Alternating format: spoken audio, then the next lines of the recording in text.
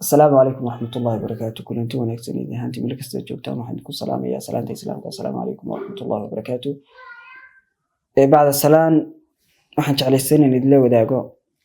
saddex hab oo qofku ku noqon karayo productive muslim. saddexda hab waxaan ku doortay waxa jira horta intaan saddex hab sheegin waxa jira habab fara badan oo ay culimadu soo jeediyaan qofku inuu ku noqdo productive muslim. productive ka lagu sheegaya waxa weeyaan qofku in uu qof wax soo saar la noqdo. inagu waxaan oran karaynaa qofka muslimka ma noqdo qof aan wax soo saar lahayn. qofka muslimka waa qof wax soo saar leh. sababta insaanku waxa weeyaan wax soo saarka waxa ugu weyn waxa weeyaan qofku inuu waajibaadkii rabbi saaray inuu ka soo baxo. iimaankeenana waxa culimadu ku tilmaamaa al-iimaanu qawlun wa amal, oo iimaanku waxa weeyaan qowl iyo amal wada socda. marka qofku laabudda inuu qowl iyo amal laabudda qofku inuu amal la yimaado sidoo iimaankiisa wax xaqiijiyo. waxaan uga socdaa qofka muslimka wuxuu noqon karaa mar walba horta qof productive, laakiin seebad qof dadka average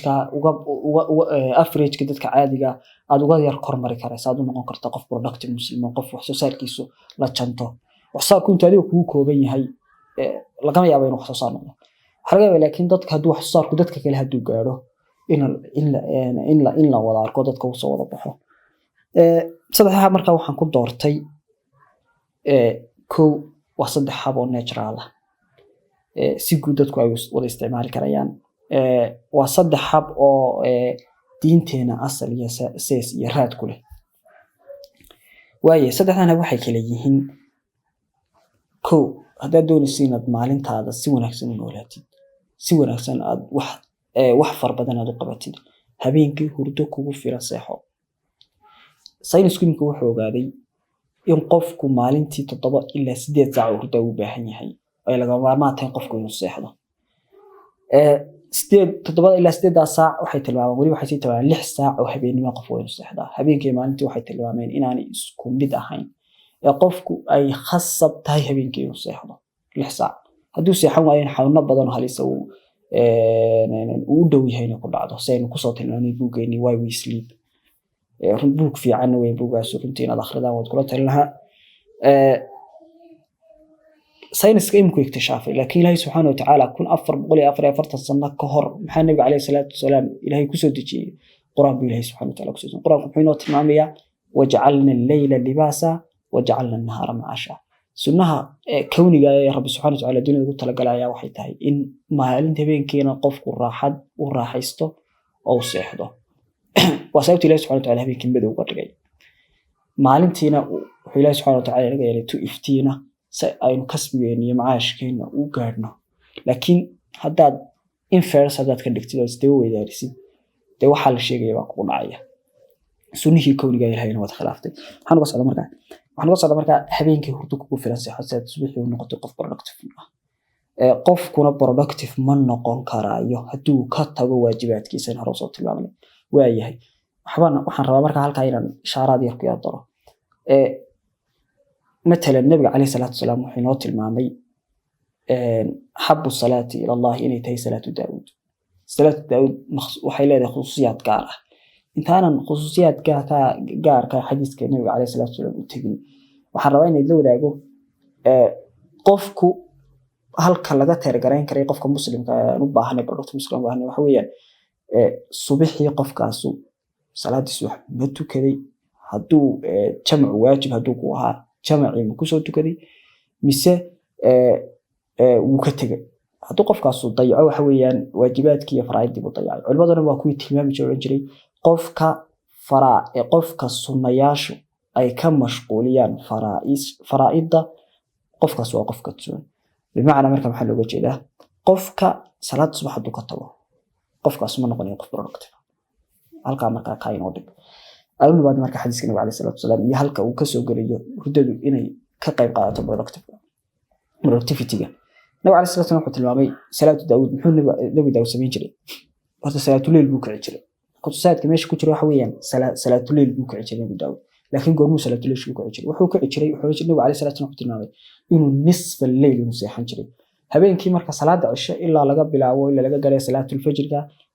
almost imanka xiliyadu in kasta xiliyadu kala duwan yihiin 9 saac baa u dhaxeeya 9 saac ka badan way u dhaxayn karayaan laakiin 9 saac ka soo qaadintii cashada iyo dadaynu ka jarno 9 saac ka soo qaad 9 saac marka la kala qaybiyo nis laga dhigo waxay noqonaysaa 4 saac iyo badbu seexan jiray waxaanu ka jiray nabiga calayhi salaatu wasalaam tilmaamay thuluthul layl maxay noqonaysaa 3 meelood oo meel marka 9kii marka 3 meelood loo qaybiyo waxay noqonaysaa 3 kamidana ilaahay subhanahu wa ta'ala la faqiro salaatul layl uu ka jiray wuxuu nabiga calayhi salaatu wasalaam tilmaamay wuxuu seexan jiray markuu salaatul layl tukado suduska habeenka suduskii oo maxay noqonaya marka 2 saac meelaha noqonaya culimadu waxay tilmaamaan 2 saac nabiga wuxuu seexan jiray culimadu waxay tilmaamaan faa'iidada ku jirta waxay qofku inuu refreshment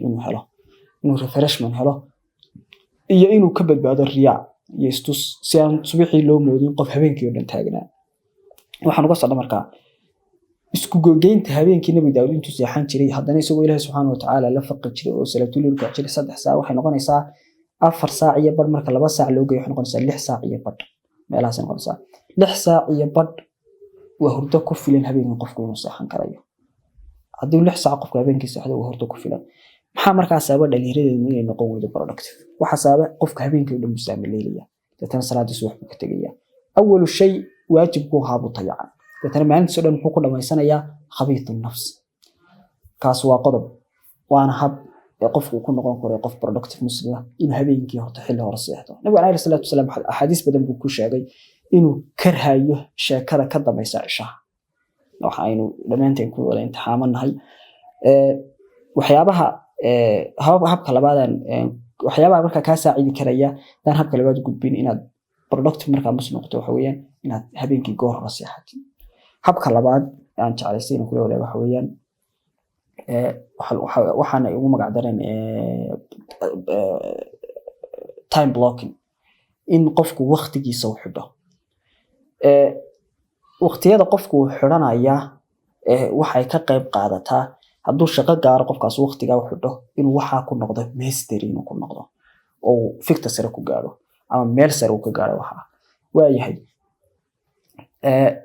xakeebay marka diinta raadka kaga leedahay waxay diinta raadka kaga leedahay ilaahay subhanahu wa ta'ala hadaad u fiirsid arkaan islaamka way waqtiyihiin ilaahay subhanahu wa ta'ala salaada markuu inoo tilmaamay muxuu inoo tilmaamay inna salata kanat ala almu'minina kitaban mawquta nabiguna calayhi salaatu wasalaam markuu jibriil barayay waqtiyada salaad kasta waqtiga ay leedahay uu tujiyay marka salaad kasta maxay leedahay salaada fajr waqti bay leedahay salaada duhur waqti bay leedahay ta asr waqti bay leedahay ta maqrib waqti bay leedahay ta cisha waqti bay leedahay salaadaha oo dhani waqti bay wada leeyihiin macnaheedu waxa weeye ilaahay subhanahu wa ta'ala muxuu ina dareensiinaya sharciyada maxay ina dareensiinaysaa in hawlaha waaweyn walidaalika baa culimadii hore ee aynu ka yaabnay wax soo saarkeeda ee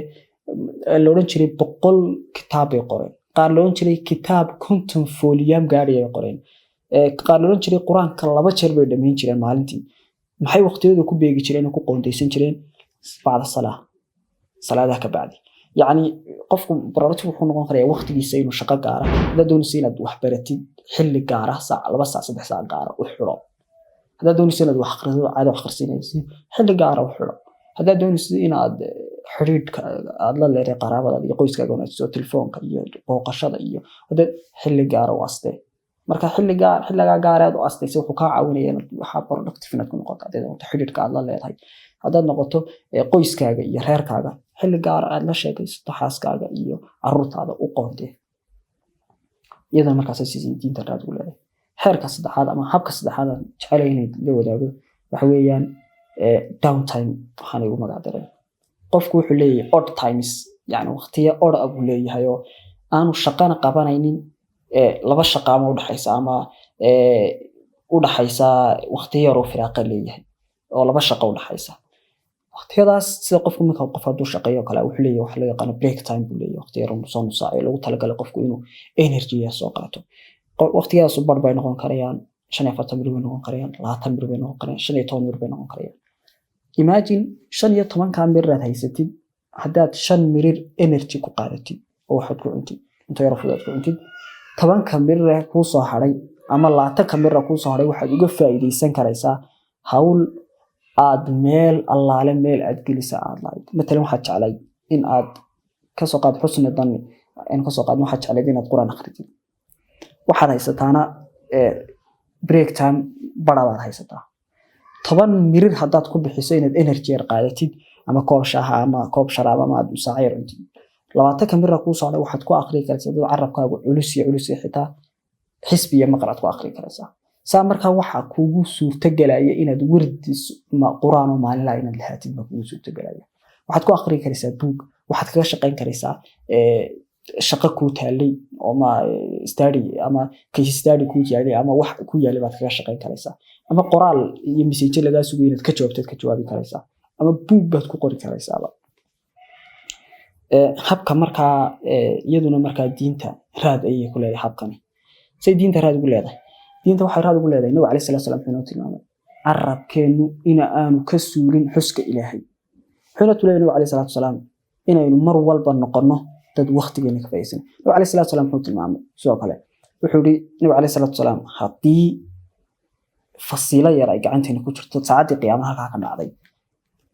adigu geed kan beer shaqada qabo يعني marka maxayna waxa soo dhinoo tilmaamayaan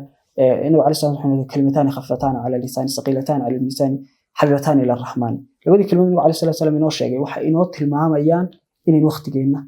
waqtigeeda chance ka haysan inay ka faa'iideysano intaas aan jeclay marka inuu ku soo gabagabeeyo assalamu alaykum wa rahmatullahi wa barakatuh